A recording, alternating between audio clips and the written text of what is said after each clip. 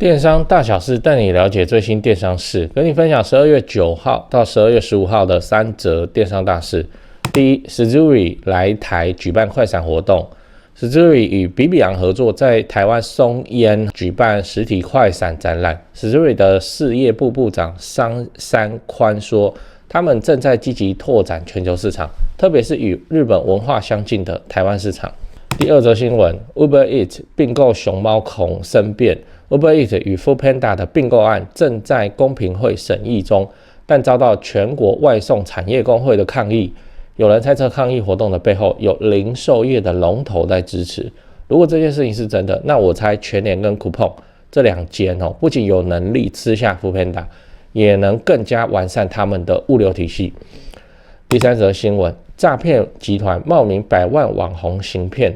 诈骗集团冒用财鼠兄弟的名义，以假投资为诱饵，诈骗受害母女，金额达1200万元，最后导致母女轻生。然后那个警察还乱讲话，对不对？希望大家小心一点，谨慎理财啦。现在诈骗手法实在很多变，我建议你对稳赚不赔的机会保持警觉，宁可不赚，也不能赔了老本。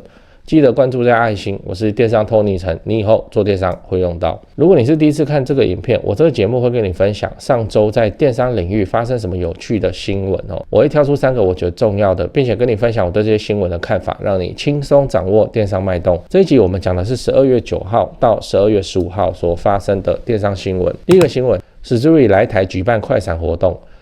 就日本电商平台 Suzuri 原创市集来台举办快闪活动，地点在松烟，他们只有摆2天，所以你看到这个新闻的时候已经撤展了那这个活动是 Suzuri 跟比比昂合办的。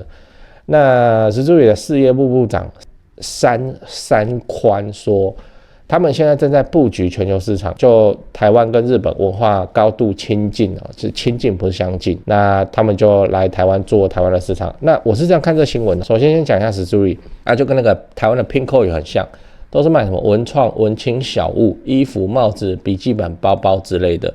那他们现在跟比比昂合作跑来办展，这也侧面证明了网家现在就是要拱高比比昂的决心。没办法，这是双11 PC Home 网家的营收又掉了。那我再加码一个小八卦， Pinko 可能会发生出走潮，就是脆上的消息，内容大概就是 Pinko 要改合约，如果你不同意的话，他会直接把你的商品全部下架。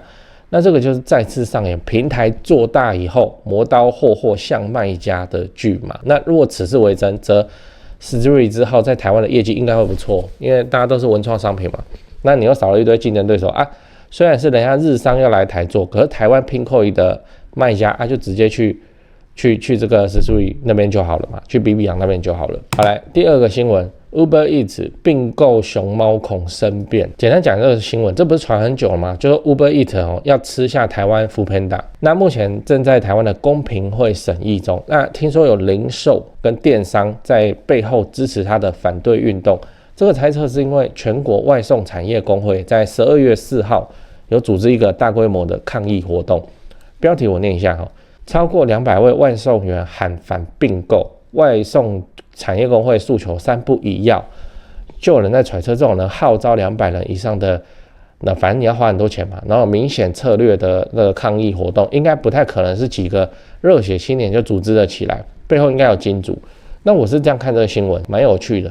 本来大家都很看好 Uber Eats 跟 Foodpanda 的合并，结果现在杀出来程咬金，这程咬金也不知道是谁我就乱猜一下，猜错就算。全联跟 Coupon， 先说我没有什么内线也没有故意要引导或什么，这就是我自己的猜测。Foodpanda 这块肉谁吃掉有最多的好处？ Uber Eats 自己就不用讲。那接下来呢，获得最大好处的是谁？全联嘛，对不对？全联还有全电商，本来生鲜外送就在他们营收比重很大的部分，所以他来吞那个蛮合理的。那Coupon就不用说，台币战士，而且现在正在积极扩展物流事业。而且 Coupon 在韩国的本体本来就有 Coupon 外送，本来就有，所以他如果吃了台湾 Foodpanda 的话，就可以直接套用他们的韩国外送的经验，不用从零开始重新经营。而且生鲜外送本来就是他们自己在韩国的核心业务之一，那这2家想要来吃这块肉就合情又合理。那我猜的准不准？这个之后再说。第3个新闻，诈骗集团冒名100万网红行骗。简单讲一下这新闻，这不是一个开心的新闻，事关重大。就是诈骗集团冒称财鼠兄弟在 Facebook 打广告，以投资话术欺骗被害人，遭到诈骗1200万。被害人母女因为感到绝望而选择轻生，然后还插曲就是警察乱讲话，什么你怎么不去死之类的，然后被延上。我是这样看这个新闻的，就是我不知道讲什么，台湾的诈骗好厉害啊，真的是超强啊！之前公布11月全台诈骗金额高达126亿，我靠，126亿，这赢了多少中小企业？这赢了多少上市柜？单月呢？标题我念一下：11月全台诈骗金额高达126亿，这手法轮榜首。那榜首就是假投资，然后每天的财损至少破1亿元，每天哦，1亿哦。如果诈骗集团是一个公司的话，它日营收1亿，都很夸张嘞。光是假投资每天就1亿元被骗走，真的是很夸张。那我也提醒一下，现在 FB 上很多那个诈骗，超多诈骗了。因为 FB 广告都快被他们玩烂了，偏偏他们就有钱哦，可以一直无限的一直追加广告，然后去把这个竞价都洗高，害我们这种正当做生意很难做。来，你看这个是内政部发的，他们手法就是某某作家为了感谢大家支持，只要留言就送你一本书，结果还是诈骗。等到他跟你取得联系以后，他就会想办法拐你的钱。你问我怎么防治，我也没办法跟你讲，你应该要去问内政部。那这个手法一直都在变化，我建议啦。你就这样想，你一个签乐透跟打麻将你都会输的人，你怎么会有那种天上掉下来稳赚不赔的机会给你？所以只要遇到这种爆好康的，一律视为诈骗。没赚到没关系，至少你保持住你的财产，不然你就买房子啊，对不对？房子真金白银、真枪实弹，你就给它买下来，这跟诈骗什么关系？当然，中古屋的交易你要自己要很谨慎。我要表达的事情是，反正你钱放在房子里总是安全很多的。我们整理一下12月9号到12月15号的3件电商大事，这中间还有经过双12哦。不过台湾双12没什么新闻。第一 ，Suzuri 来台举办快闪活动；第二 ，Uber Eats 并购熊猫孔身边；第三，诈骗集团冒名100万网红行骗。讲八卦，这个诈骗这个八卦要讲一下，就是你可以去看，你就直接打165，就我们那个反诈骗专线嘛，165打诈仪表板，那个警政署就直接做了一个网站让你看。像我现在随便打开我来乱点，我来点双11好了。双11单日诈骗案件受理件数722件，财产损失3亿7千万。我靠，单日呢？那我再随便点双12好了。12月12号，诈骗受理件数610件，财产损失4亿4600，这很夸张今年诈骗集团在台湾的营收可能会接近1000亿，超不超过就要看这个年底他们有没有办法捞到大条的，很夸张1000亿呢，这是屠杀各大上市柜。那上市柜他们一年像某某也是做差不多1000亿的营收，然后你看人家毛利多低，当然是毛三到四在那边传，然后撑起了这个影响全台的富邦诈骗集团。你要不要看它毛利有多高？这很夸张的东西民众现在对于政府打击诈骗的行为态度决心都不是很满意。那内政部也被弄出有没有搞这个什么打诈，这又不知道花多少钱。总之就是很恐怖的事情。那诈骗这件事情为什么要特别提一下？因为跟电商有相当的关系。我不晓得就我们电商都会被那个诈骗的流弹打到，为什么啊？我们电商本来就是做网络的本来就是，然后诈骗也大概都从网络开始，网络起步。就是说诈骗是不是常常用过打电话给那个要骗的人，然后说什么他分期按错，对不对？这个就是电商的相关嘛，他们用电商来包装，结果搞得一堆诈骗出来，然后大家对网络购物这件事情就打个问号了，尤其是中老年人，然后还有一些很诈骗的电商，就一页式网站，然后最后给你个货到付款这样。对，就我们好好做生意，然后诈骗起来进来霍我们这样，然后留下一地鸡毛，然后现在各大品牌都很困难，系统上也很困难，困难在哪里呢？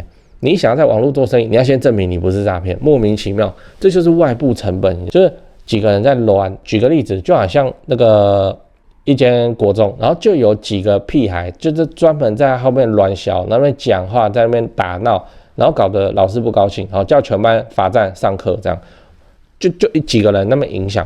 像我们现在 ATM 对不对？不是单日取款只能5万以下嘛？你超过的话要怎样？然后搞得我们在做一些大额的汇款的时候不是那么方便，这是诈骗集团搞出来的。只是说今年开始诈骗的东西打诈的决心被端上台面，因为那个赖清德总统的国庆演说嘛，还有国发会的打诈的专案嘛，台湾台面之后，我们才发觉说，我知道有诈骗，但我不知道他们这么夸张，这么赚钱，1000亿耶，一年1000亿耶，认恐怖耶。像我们房地产房地合一税，管你是谁，通通都要抽的情况之下，我们今年抽起来也差不多，应该会过540亿，540亿呢，这是全天下所有自产投资客，他们这样子就缴了540亿，540亿可以盖几个社会住宅，对不对？超多的啊！结果你看诈骗集团一年营收1000亿，时代该打，对，那。我不知道呢，就诈骗集团什么网络广告对不对？然后加赖对不对？然后一个老师很厉害对不对？好，这些东西我们都看过，你也看过了，就是防不胜防。现在变成外部成本，就是我们全体国人全体中小企业主一起担什么担？你要先证明你不是诈骗，你才有办法做生意。这个对通路上经营的可能还好，如果你是在Momo，你是在 PC Home，虽然他们抽趴超酷霸的高，可是人家就觉得在Momo买东西应该不会被骗吧？好，被骗了也有Momo在挺嘛，可是你是独立站就不太一样。独立站讲就是你家自己官网你家自己官网，你业者要自清啊。现在的台湾消费者不太敢在独立站买东西除非他已经交叉比对过什么这就是官网这就是这样，好确定，然后他就下单。这个对品牌经营来说是个问题很大的东西。大家在一个不熟悉、莫名的地方刷卡是已经成为习惯，但是心里会怕。那这个对独立站的经营者来说，诈骗这种事情，谁敢说绝对没自己的事情？诈骗的环节有多么的复杂，我告诉你，这八卦不是说系统好就好了呢。你的系统选到像我们 Cyberbiz OK 好，但你的物流你的理货、拣货、包货，如果是外包给外面的，我跟你讲，外面的那个电商仓通常不会下那么大的治安的成本。Cyberbiz的仓库是有了，为什么？就是说他就是做仓库的，然后他怎样，他包材跟你怎样报价你就嫌贵，为什么？因为你就认为包材这个东西是消费者收到之后打开他就要丢掉的东西，你不愿意在这上面多花钱，然后变成说他们也很辛苦都赚那个工钱。那赚那个工钱的情况之下，你要他们怎么去大举投资治安的相关东西？为什么仓储物流跟治安有关系呢？出货明细上面有你的姓名、地址、电话，跟你买什么他都知道。诈骗集团拿到这个东西，他就可以有剧本了。我们都在业界，我们都见过，东查西查就不是我们的系统的问题。结果是人家外包去找一个，我也不知道在哪里，说在找个高雄的一个电商仓，然后再专门在帮人家出货，人家的东西的资料被干走，他讲起来超恐怖的这明明是诈骗，可是他打过去说，你是不是在我们家网站有我们家叉叉叉有买什么什么东西，项目、时间、金额都对得起来，我靠，对，一地鸡毛又是这个外部成本。那我跟你说，诈骗这种事情就是说。诈骗集团都蛮没诈，可是品牌伤不起只要一次就好一次就好，人家对你这个牌子就心惊胆战所以很讨厌的事情那现在 AI 不是很昌盛吗？我靠，那个就是披上 AI 外衣的更高科技的诈骗通通都要来了，期望我们的政府努力吧，还有那个速发部速发部，然后网络打诈，这总是你的业务范围了吧对啊，就是叫他们努力然后还给大家一个安全公平的经商环境不然这个诈骗真的是有点夸张。我们甚至可以这样子反过来想就是说我们一定会被诈骗的，你一定会被诈骗，我也一定会被诈骗为什么？因为这件事情就太旺盛了，旺盛到爆，反正高学历也会被骗的，真的。我有一个很警政相关的他也辨认不出来那个是诈骗集团，因为太合理了。我们要这样子预设就是说我们一定都会被诈骗的，一定会因为这是几率的问题，这几率实在太高了，不太可能说我们就这样安安稳稳的。比方说我一辈子不出车祸我一辈子不在浴室跌倒，这不太可能的事情，那几率太小了，所以我们干脆就坦然接受，我们就是会被诈骗，我就是会被诈骗，你也就是会被诈骗，未来就是一定会被遇到。我们要怎么办？提前做准备准备什么？准备钱给他骗吗？不是，我们就一样。因为我要讲我那套理论呢，就是身上有钱就买房子，你把钱存在房子里，有贷款中的房子，诈骗集团没办法去拿那边的房子为什么？因为你有贷款你是被玉山银行设定的，我乱讲玉山银行设定的，诈骗集团他干走你的房子，他要走得到涂销那一关很难啊，极难的。他要去对付玉山银行法务部，也不要把贷款还清哦，就是你让银行卡个东西，然后你付那个利息哦，你就当做保护费啊，你真贷出来的钱，你看你去投股票啊，投什么都行哦，就是这样。你买一个保险，银行帮你看管你的房子哦，身上房子干干净净都没有贷款的老人家，才是诈骗集团严重的肥肉。你是诈骗集团，你一定也是这样。有个老灰啊，他说他可能有3、4间房子都没有贷款，都是透天，还有店面很好。跟那个年轻小夫妻他们有2间房子，可是都有贷款啊。我要怎么去动那个年轻小夫妻的房子，要把它干到手？我跟你讲，也是有做法，也是做得到。但是相对的，我去处理那个老灰啊，我的得手概率是不是比较高？对啊，这个是执行成本的问题，所以他们就会去找那个老灰啊。所以最安全，我现在就认为是房子啊，不然你放股票，你敢不敢？我换你晚上睡不着你就放房子，房子国家保你政府保你，那就存到房子里面去。然后之后有人要不跟你投资要干嘛？没钱因为都在房子里，反而你是相对安全的状态。跟你分享。诈骗实在太夸张了我们都要预设自己就是会被骗我们又是做电商的，理当我们要更加敏感嘛。你不要讲那个新闻上嘞我们自己同行那个都是系统商我们都整天都在搞网络搞电商的都有同仁同事就说被骗了，然后请个假，然后去做笔录就是干嘛？哇嘞这诈骗集团真的是很夸张的事情。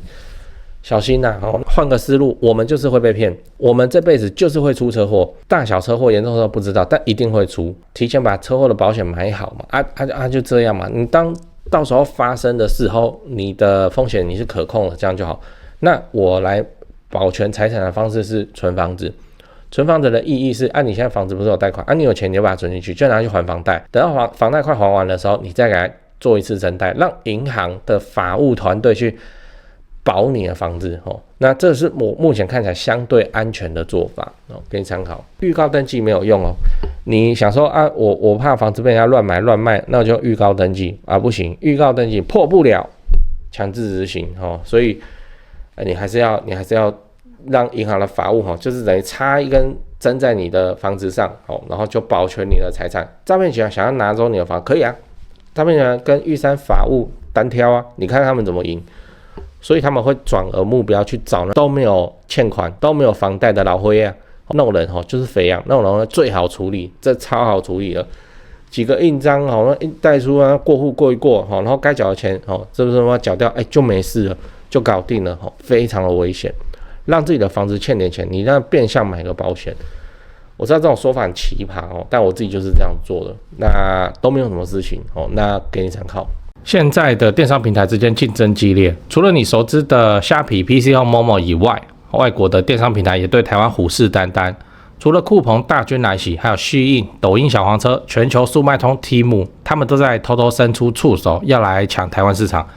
而对于我们这些品牌商来说，最可怕的是，现在这些巨头在神仙打架，你只要被插到一点非死即伤所以我建议你快点跑再晚一点，你可能都被逼着参加斗价钱的战场。想逃都没有办法逃，只有盖好自己的品牌官网，培养自己的忠实会员，才能够创出高的毛利这才是避免伤亡的最好方法。如果你现在正在找一个实力坚强的电商系统来帮你架设品牌官网，我推荐你 Cyberbiz。我们除了官网仓储跨境 POS 能一次搞定以外，现在还能够发动电子票券或是30分钟机车快速到货，让消费者更难抗拒你的行销活动。这也是为什么那么多大品牌都喜欢配合我们 Cyberbiz 电商系统的原因。如果你想了解更多，那你就填写资讯栏的连结那填完资料以后，我的同事会跟你联系，电商相关的问题应该都回答得出来，因为我们经验蛮丰富的。